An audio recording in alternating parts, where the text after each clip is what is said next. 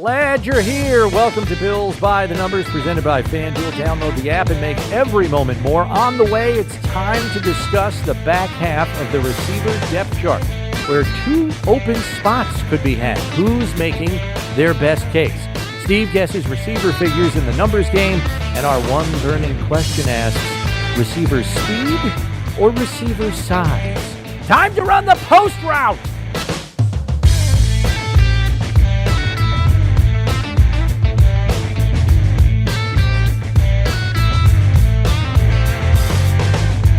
All right, pleased you can make it in here to Bills by the Numbers. Bills Wall of Famer Steve Tasker, Bills insider Chris Brown with you. And we start with a discussion that will be taking place in many NFL personnel offices in the coming weeks. Roster decisions, and we are specifically dealing with a decision to be made at Buffalo's receiver position, where we would seem to agree, Steve, that 4 spots are pretty much on lockdown heading into the back half of the preseason. That conceivably leaves 2 spots open, going on the assumption that the Bills will carry 6 receivers on their 53-man roster. So after Stephon Diggs, Gabe Davis, Trent Sherfield, and Deontay Hardy, who most would consider the 4 locks, who has impressed you the most beyond them through training camp and the preseason to this point? The guy who's caught my eye lately has been Andy Isabella. Okay. He's got great speed. He gives them a dimension that they don't have. Hardy is also that guy. But Andy Isabella and Deontay Hardy are a little bit redundant. So there's that. Another guy that I've been keeping my eye on is Terrell Shavers. He's a little bit like Justin Shorter, the draft pick. They're big, long dudes. Shavers is a little heavier, seems to be a little bit better laterally, and had the quintessential roller coaster game against the Colts. A couple of great catches, a touchdown, a drop. A dropped through his hands for a pick 6 on a bubble screen. So it was as high as you get, scoring a touchdown, but then giving it back to him on the screen. He did bounce back to get the touchdown. Yeah. The screen pass for the pick 6 was the first play. Then he had a drop. Then he also got downfield and drew a defensive pass interference penalty as well. So he was all over the joint. But Shavers has got some ability. I like him. But Shavers, Aitman, Shorter, Keyshawn Johnson, they're all big dudes who we still have to see what they can contribute in other ways. Yeah, Keyshawn Johnson's the guy that has impressed me. I thought his last 3 days of training camp were his best 3 days. So to be cresting with your play towards the end of camp and then made some plays in the first preseason game against the Colts as well, I think his play is trending up in terms of consistency, reliability. And again, as you mentioned, another big body, 6'1", thick frame. Right. He's kind of built like Gabe Davis. Yes. I think that's an attractive thing as far as the Bills' offensive staff is concerned. So he's a guy that's kind of popped up on my radar. Among those who we deem to be in the hunt for one of these 2 roster spots, Steve, are the following players in no particular order: Khalil Shakir, Justin Shorter, Keyshawn Johnson, Tyrell Shavers, Andy Isabella, and Marcel Aitman. So let's break down their training camp and preseason performance one by one. Shakir made this roster as a rookie 5th-round pick last year, but had trouble getting on the field with just 10 receptions last season.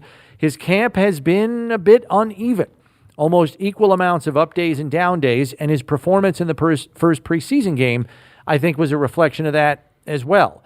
You know, made a couple of nice grabs and then had a drop on 3rd down that he should have had. What kind of position do you think he finds himself in at this point? I think he's vulnerable. He was the last receiver on the roster last year. They brought in John Brown. They brought back Cole Beasley. They tried to do some other things, and finally, he was the last guy standing, and he was on the field. I kind of got that feeling. That might not have been the mindset of the coaching staff, but it took him a long time to get on the field, and certainly in the playoffs they played him. So I thought that meant he was trending up. It doesn't necessarily mean that as camp begins this year. They brought in some physical presence on the roster. We talked about it all off season. These guys are big, and I think it was a concerted effort. They also brought in Deontay Hardy. They signed Andy Isabella, albeit late. Andy Isabella wasn't available. He was with the Baltimore Ravens until just before training camp. He brings some speed as does Hardy. I think that tells us something. The vulnerability Shakir has, to me, would be his athleticism. He doesn't have the speed that Hardy or Isabella have. I don't even know that he could keep up in a foot race with, Shavers, Shorter, Aitman, Keyshawn Johnson. I don't know if he could, I don't know that he's Shakir you're talking about. Shakir. I don't know that he could keep up with those guys in a flat-out speed. So his athleticism, he's a fifth-round draft pick for a reason. So I think he's vulnerable to these other guys, and I think they have played well enough, and certainly a lot of them, the guys we've been talking about, have flashed so that they know that there's something in that tank that if they could get it out of there consistently, those guys turn into really, really good players. Yeah. And I would tend to agree with you on Shakir. He's got to show more in the preseason games that are left to separate himself from a pack of guys that are pushing him now. Yes. I agree. And you could argue some have done even more than him in the preseason. Now, granted, some of those players are doing it against second and third teamers. Shakir, for the most part, has gone against ones, some twos, in the first preseason game against the Colts. But yes, I think he has to do more to solidify his spot on this 53-man roster. Justin Shorter is this year's fifth-round pick. He's a big-bodied wideout with good straight-line speed. His route tree might be a bit limited due to that length, but he also offers special teams coverage ability. He's been getting a good deal of opportunities in camp on special teams and on the offense. He's got to show it now in the preseason after a very quiet preseason opener on offense. Yes, that's right. He's high. You say high. He's got long legs, so as you can imagine, gangly. It's hard for him to drop his center of gravity in a route and come out and explode in and out of breaks. It's hard for him to change the direction's an issue for guys with long legs.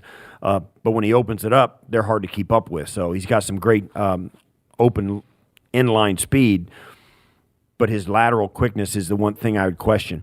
You're right. I think they're going to give him an opportunity, but I think you earn those opportunities in the preseason games by practicing well. And I think the fact that we're seeing other guys emerge lets you know that they're playing a little better, more consistently than he is. So I think the one thing we've learned about Brandon Beane and Sean McDermott, they're not married to anybody. Whether you're a first-round draft pick or a rookie free agent, you're going to get a chance to make the team. And if you keep making the most of your opportunities, you're going to elevate. So that's why all these guys are absolutely in the conversation. Shorter for me is a guy that I think has had trouble getting consistent separation, and it's for some of the reasons that you talked about. So now it becomes a question of, can he win in contested situations? Right. Because if you're not getting open on a consistent basis to make clean catches because it's hard for you to drop your weight, get in and out of breaks, and get separation that way, well, then you're just going to have to outleap people for footballs to make plays, and that didn't manifest itself in the first preseason game. He's got to show up in the second one. In the first preseason game, he was one of these first guys on the back half of the receiver depth chart that stepped on the field. Does that happen again this time around? We'll have to wait and see if some of the depth chart decisions have changed going into these last two preseason games. One last thing about that. If you're not getting separation, certainly you may be able to win 50-50 balls and all that, but quarterbacks don't like throwing it to guys who aren't separated. Yeah. And I know that it's Brandon Beane's call on the 53. He gets to pick those guys, but he listens to Sean McDermott. He listens to Ken Dorsey. Probably listens to Josh, too, in this case. That's exactly where I was going. He listens to Josh Allen and Matt Barkley and Kyle Allen, all those quarterbacks. Ken Dorsey will have the same view because he was a former quarterback. They'll say, listen, I like the guy. He makes those tough catches, but I don't want to have to keep throwing it to him when I don't know if it's going to be there. That's the question. So there's going to be some voices in the head of Brandon Beane saying, yeah, he's a good player. He makes those contested catches, but every catch is contested. He's never by himself. Then we've got Keyshawn Johnson, a third-year player out of Fresno State with good size, hands, and route running ability, capable of playing physical, familiar with the system, having been on the practice squad last season. What can you say about Johnson? 3-year player has not played much, if at all. There's reason for that. We don't know. We may not know what it is because he may come in here. But this is, let's face it, we think this is a hard roster to make. Yes. For a guy who's bounced around, why would it be that it clicks for him here in Buffalo and it hasn't clicked anywhere else?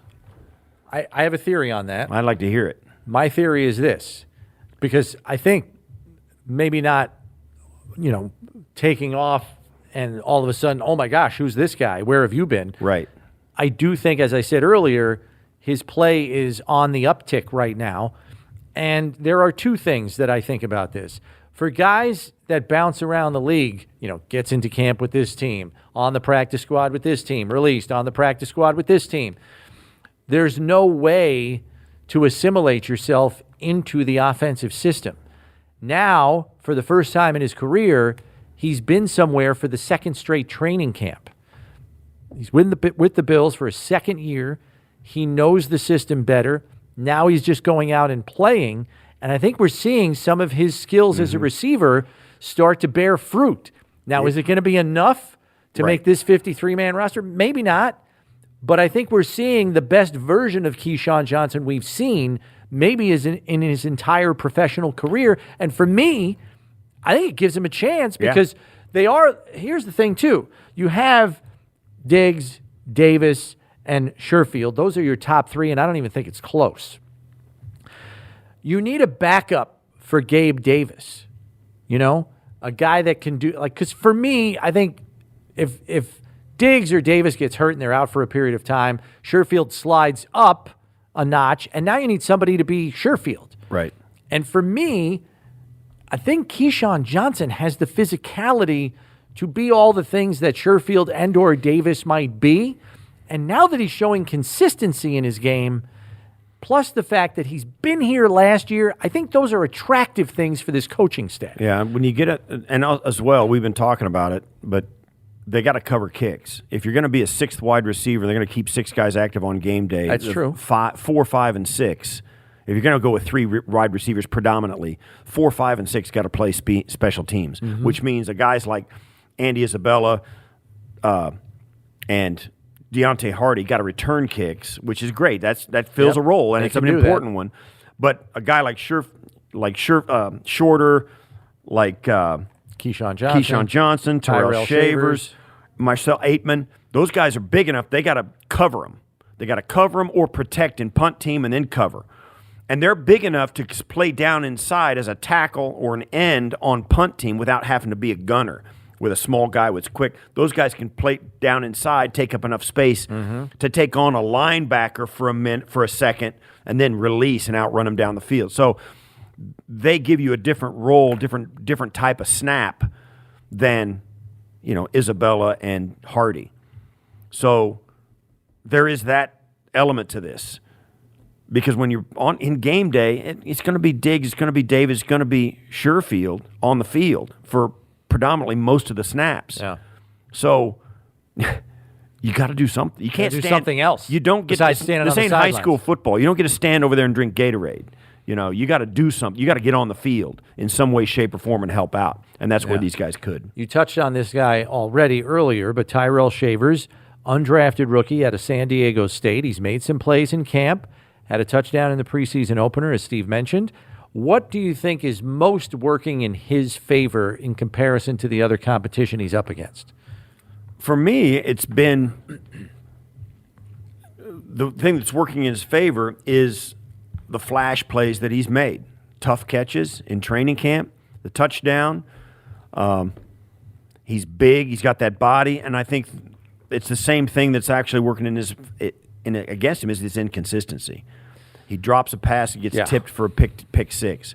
He that kind of thing. It's both ends of that spectrum. A drop, a tipped interception, that kind of thing. And it's the roller coaster that young players come out or like they kind of battle it. You'll see the potential, but you got to live with a little bit of the other end of the spectrum as well. Yeah, I think the thing that he's wildly inconsistent. Yeah, yes, I would agree with that. The one quality he has that nobody else has, he has a gigantic catch radius. Yes. It is enormous. He's not only tall and big, as you pointed out, he's long. His arms look like they go on forever. And so when he puts his hands over his head, if you're a quarterback, you got to feel like you could put that thing 9 feet in the air on a rope and he can go up and get it. because his catch radius is enormous. I think Aitman is the only guy whose catch radius comes close to that of Shavers. But as you pointed out, rookie, and with rookies, you are going to get some inconsistency as they acclimate themselves to the pro game. And unfortunately, with Shavers, we've seen some of that. So does he make the roster? I think he's more of a practice squad, develop the guy and see if you can get more consistency out of him, and then you might really have something at that point in time. He was a late add, but Andy Isabella is another player with receiver/return ability, much like Hardy, and has made his presence felt in the passing game. You mentioned that he's a little duplicitous in terms of type of receiver with Deontay Hardy. Like that was my 50-cent word of the podcast. Wait, I got to Google that real quick. And so I think I'm using it right. How much does his body type being similar to Hardy hurt his chances? Because he's also a return candidate. Hardy's a return candidate. They're the same stature. I would argue that same stature, and they're both very fast. I would argue that Isabella is more explosive and sudden at the snap, and I would say Hardy is more of the deep speed. Not to say that Hardy isn't quick. I think Isabella's quicker, but I think Hardy, once he's past people, it's over. Yeah, and the thing about Hardy, too, is he's already been an all-pro at the return game. Yes. So they signed him as a free agent for decent money. Right. You're getting a guy whose top end is as good as anybody in the league, better than most guys in the league. Put it to you this way. They've essentially paid him double what they paid Isaiah McKenzie last year. Right. So just kind of put that in your memory bank, because the money does matter. Yeah, certainly it does. And the guy is a proven commodity. Andy Isabella, while I think he's the same. That's why you look at those two guys, and you do give up something. They're both slight in stature. They're they're as tall as or shorter than me. And they're shorter than you. Yes, they're shorter than me. 5'6" and 5'8". So they're small in stature, so you worry a little bit about durability, but they do give you some things in special teams and return game, both kickoff and punt. And when you talk about Shakir being a little vulnerable, and you weigh those two guys against what Shakir brings, man, that's a hard thing to balance, because those guys are more versatile than Shakir is, in my opinion. And so you get the two of them in there, you're set. Your special team specialist, your kickoff return guy are all set. Plus, you got some versatility and some real dynamic speed and athleticism at the slot receiver, and you got a little depth all of a sudden. Those two may be a better combination than Shakir by himself. Shakir by himself, for sure, because one guy is not as good as two. But Shakir and Hardy and Shakir and Isabella, I may like Hardy and Isabella better than either of those. Than any combination with Shakir. Yeah, that's interesting. I hadn't thought about looking at it that way. Yeah, I think Isabella. I mean, Coach McDermott said it this week. He's opened some eyes. He's been impressive. And then the other thing he said about Andy Isabella, he has the DNA that we look for. Brings it to the daily grind every day. Comes early. Right. Stays late. Time on the jugs machine. Ken Dorsey said the guy picked up the offense fast. He was making checks. His mentally staying with it. Yeah, mentally being up to speed on the checks and balances of what happens on a play, in a play, after the play is called, when the quarterback starts making checks. He was on it.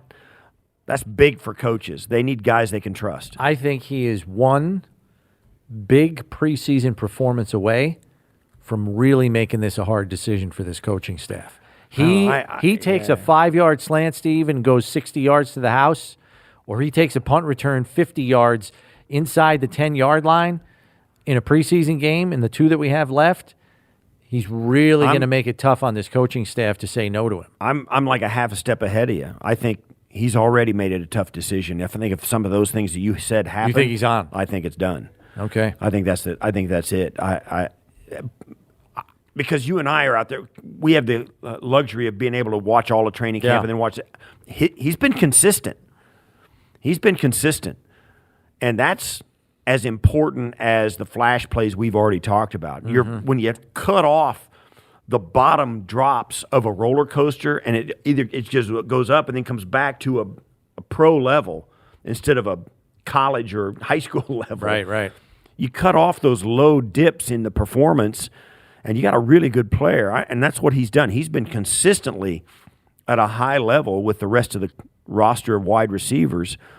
And with the abilities he brings to it and all the other stuff, the grind and the speed and the consistency, the flash plays might put it out of reach.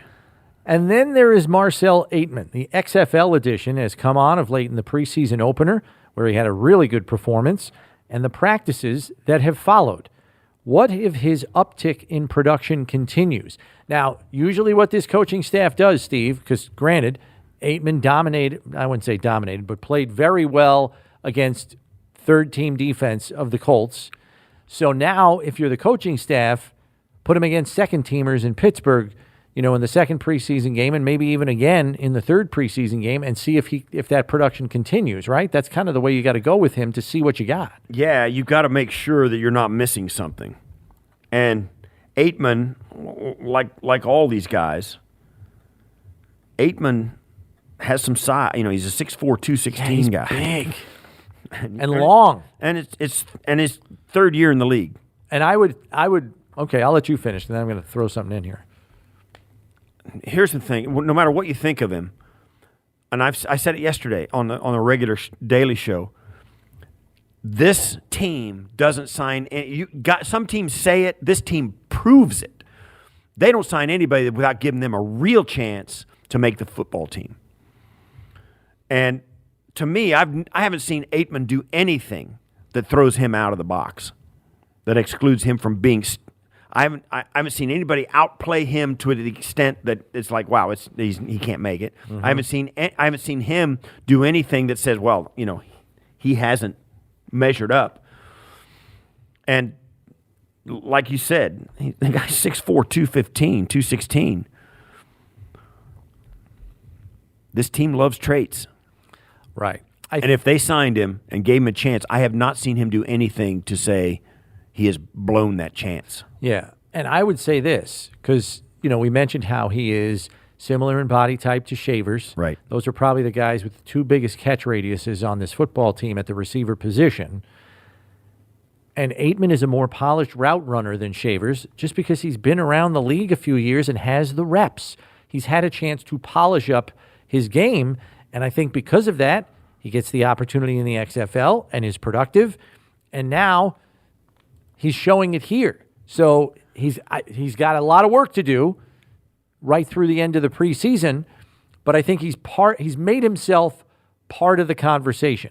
Can it continue if they line him up against better competition the rest of the way? That certainly will say a lot about it, but I think the one thing that we don't, and this was all the guys we've spoken about, the whole roster, we don't see him in meetings. We don't have conversations with them. We don't know their personality or how hard they're grinding or whether they're, we don't know. Some of these guys may, like Andy Isabella, has hit it out of the park in his prep and assimilating the offense and knowing the checks of the plays.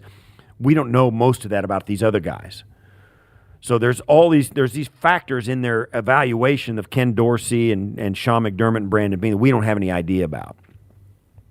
That's all the unknowns for us. We're kind of going on what we see, just the bottom line of when they get on the field, what they look like. A lot of evaluation happens in places we can't enter. So that's the caveat we have to live with doing what we do. And that has a lot to say about it. But the bottom line is what happens on the field. So that's what we're going with in our evaluations. So if spots 5 and 6 are open with one preseason game in the books, how do you handicap who makes the roster, assuming they're keeping 6 wideouts? Like, for example, does Shakir have an edge because he's a former draft choice and he played here last year and he has familiarity with Josh and the system? Like, those are things that are working in his favor to maybe handicap the race his way.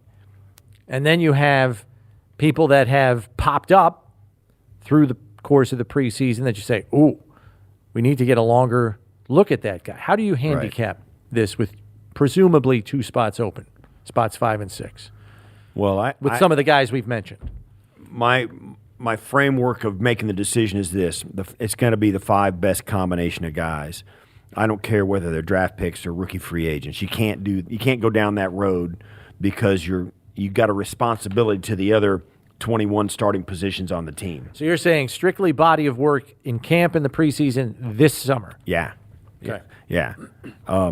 Because even if a guy was stellar last year, there's nothing that says he's going to do that this year. So with that in mind, how do you handicap this group of 5 or 6 guys we've discussed? Yeah, I think it's tough. I think the Isabella and Hardy discussion is the crucial factor. Are they too similar to keep 2 of them? I don't think so. That's your argument, right? Yeah. I don't know. Similar, but similar at a high level is okay. Yeah. And plus, you can spread out. That gives you some freedom because if both those guys are doing the return stuff, you don't need a running back to do returns like Naheem Hines. Mm-hmm. You don't need a DB to go back like Micah Hyde and field punts. You got that. And that's a plus for other areas of your roster. I like Hardy and Isabella a lot. I know they're undersized, and I know that leaves you lean, but there's no question all of these guys that we've talked about, from Keyshawn Johnson, Terrell Shavers, Marcel Aitman, Justin Shorter, all those guys are practice squad candidates, and I wouldn't hesitate to keep any or all of them if you can. But I'm still leaning towards keeping Isabella and Hardy both. Well, Hardy, I think, is safe as the 4. I think he's on the roster. So now you're talking Isabella, Shorter, Shavers, Johnson. I'm a Shavers Aitman. and Isabella guy. So you're Shavers and Isabella. You're going with the tree and the runt. Yes. Yeah, yes. For 5 Shavers, and 6. So Shakir is not on your roster. Shavers is a 6'4", 211-pound rookie. I think he's got a big upside. Or if it's not Shavers, it's Patman, it's Keyshawn Johnson. Yeah, we didn't even discuss Patman. Shorter. It's one of those guys. They're going to keep a big body. They got to keep a big body. Yeah, so that's where I look at this, but I'm trying to look at it from the coaching staff perspective. And we've talked, Steve, on the Daily Show and even on this show, Bills by the Numbers, about the turnover this offseason at the receiver position. There are only 3 players coming back from last year's roster, Diggs, Davis, and Shakir, out of the entire receiving core. That is it. Does this coaching staff want to deplete that continuity further, not keep Shakir on the 53, and bring in what amounts to 4 brand new guys to the offense? 4 is a big number. I mean, that's 2/3 of your receiving core. It may not make a difference. I'm just bringing it up as a possibility of something that they will inevitably discuss. Here's the other thing. Here's the other thing they got to discuss. If we don't believe somebody like Shakir, for example, has done enough to win a roster spot on the 53, but we want to keep him in the pipeline on the practice squad, do we think he can clear waivers? I don't think he can. He would not clear waivers, and that means somebody else has taken him and he's gone for good. So now so there are different conversations that are had in these rooms. One is who's done the most to prove that they're one of the 6 best receivers on this roster. The second question is, if we got 2 guys that are close, who's got the better chance of making it through waivers so we can put him on the practice squad and then protect him there? That's part 2 of the conversation. I get it. And then number 3 is guaranteed money. Who has guaranteed money in their contract, et cetera, et cetera, et cetera. That doesn't really come into play here based on a lot of the guys we're talking about. But if you're asking me who's got a better chance of clearing waivers, Andy Isabella or Khalil Shakir, it might be Isabella. I don't know. Just because he's bounced around the league. I don't know. It might not be. It might not be. Look. The Bills signed Isabella as soon as he was available. Right. And I don't think they're the first team. I don't think they're, I don't think they're the only team that had interest. I think you're right. I believe that at the end of the day, the Bills will subscribe to keeping the 6 best receivers they believe should be on their roster. They're not going to risk anybody they want on opening day. Correct. So I think those are the conversations, though, that will be had. And don't think that who can we get through waivers doesn't come up in those conversations and could Certainly potentially impact some of those decisions. Because you hear fans all the time, Steve, say, hey, why did they not keep that guy? Or why did they keep this guy? Sometimes the margins are so fine between two players that it comes down to who can we sneak through waivers and get on our practice squad and protect him there, because you can protect four players. Here's the thing. You can sneak guys through waivers for your practice squad. That's fine, but you're not going to sneak guys over waivers who you want on the active roster on open. Well, you don't want to take that risk. You're not going to do that. Yeah. So I get all that. And yes, there is some of that going, particularly for the practice squad guys. But when you get to the practice squad, Brandon Beane, and he's done it. I've had the conversation with him. He'll go to those guys. He'll go to a Keyshawn Johnson or a Desmond Patton and say, listen, we want you here on the practice squad. We think you can play, and if we have an injury, you're the first you're call. You're going to be the guy. And so and they'll say, we want you to stay here. Now you can go play you can go to, the Jacksonville Jaguars if you want. And learn a new offense. And learn a new offense and get on their practice squad and then all of that. But we would rather have, we want you here. So that's the kind of conversation that goes on. And the kid's got to make a decision. Now, if Jacksonville's telling them we want you on our 53, that's different. Because that's like triple the money. And the kid, you can't say no to that. You can't say no. Yeah. But that's rare. We always worry about, they're going to have that's rare. You don't have guys that go from training camp with the Buffalo Bills to the active roster of the Arizona Cardinals. As easy as that sounds for fans, because their team stinks, our team's great, our guy maybe, but it doesn't happen because they got guys that they love and respect down there too. So it's not as big a risk as sometimes we make it out to be. Right. But there is a recruiting job that goes on by every general manager trying to get the guy to sign or stay. Yeah, which the Bills have successfully done at times. Brought Kingsley Jonathan back from the Bears to their practice squad, convinced Alec Anderson to stay here, even though there was interest from other teams to put him on their 53. So, interesting way in which the Bills have been able to convince some players in the development stages on their roster to hang around knowing there's an opportunity that's coming in the not-too-distant future. We transition to the numbers game, where we talk about two key subjects concerning receiving. Steve, are you ready? All right. Little numbers game stuff here. Question number 1. Since 2020, which receiver or tight end for the Bills ranks the highest in getting open? Best separation ability, we should preface this by saying this is based on ESPN.com's analytics research. Steph Diggs.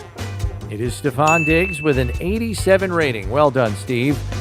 Kind of a layup question there. Thank you. Hey, I'm a genius. Question number 2. Who has the lowest rating in the Beane McDermott era at receiver or tight end when it comes to catch rate? Gabe Davis. It is not Gabe Davis. He was slightly behind the leader in this category. It was Jamison Crowder, 43 rating. Now, Really? I think that's due in part to the fact that the sample size was small. Very small. Four he had games. Like 4 games, yeah. So that might be a little unfair, but he is the answer. Question number 3. Who rated the highest in yards after the catch since 2020 for the Bills, Steve? Now, it's not total yards after catch. It Average is yards after catch. average yards after catch. James Cook. It is not James Cook. It's once again the small sample size guy, one Jamison Crowder. Oh, How big a shame is it, Steve, that guy broke his ankle in week 4 and we never got to see that's a him? squasher, man. Isn't that terrible? That's a squasher. That's whatever. That's Diggs was highly underrated. Yeah. Ripple effect there. Yeah. Diggs was right behind him with a 49 rating. Question 4. Since 2020, for an overall rating on receivers and tight ends for the Bills, how many in the top 7 For an overall receiver rating, how many in the top 7 are still on Buffalo's roster since 2020? So there's 7 players since 2020 that have the top 2. over. There are 3. You want to try and name them? Diggs, Yep. Knox, Yes. Come on, Steve, make the sweep. Diggs, Knox.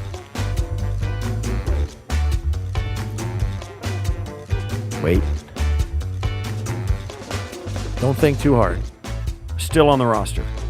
Yep. Shakir. It was Gabe Davis. I took a shot. So I close. didn't think it was going to be that easy. I didn't want you to think hard on that. It should be noted that to qualify for the ratings list for 2022, you had to have at least 48 targets.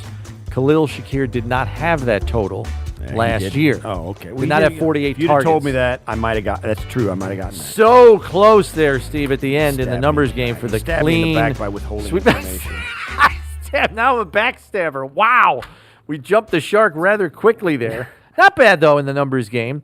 Hey, Bills fans, get in on the action with FanDuel, America's #1 sportsbook. Just download the app today to play any way you want. Plus, with live betting, you'll get updated odds on games that have already started. Best of all, you'll get paid for your winnings fast. Make every moment more with FanDuel, official sportsbook partner of the Buffalo Bills. Time for our one burning question. And surprise, it deals with wide receivers. I think we can all agree that size was a priority for the personnel department this offseason when signing wideouts. Trent Sherfield, 6'1", Marcel Aitman, 6'4", Tyrell Shaver, 6'4", Keyshawn Johnson, 6'1", Isaiah Coulter, 6'2". But the other area of the passing game that is being harped on even more than it was last year was yards after catch, Steve, where pull-away speed clearly helps. Buffalo added that in Deontay Hardy, recently in Andy Isabella, and we believe Sherfield.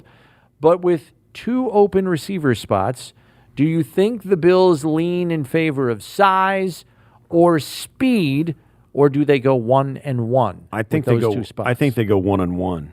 I Okay. think they got to have a guy to step in if Gabe Davis has another high ankle sprain or whatever, and if Hardy or Sherfield or one of those guys goes down in the slot, they got to have a guy to go in and they can find the dead area. Plus, they need a rotational system too, because when these guys go out there and have these drives, they come off the field for a play or two or get a series off. They need somebody who can go in and hold up to it without changing the philosophy of their offense. So I think they use those 5th and 6th spots at the wide receiver as backups for all 3 spots that go in their 11 personnel. Yeah, package. I would tend to agree with you. I think it's going to be a 1-1 deal.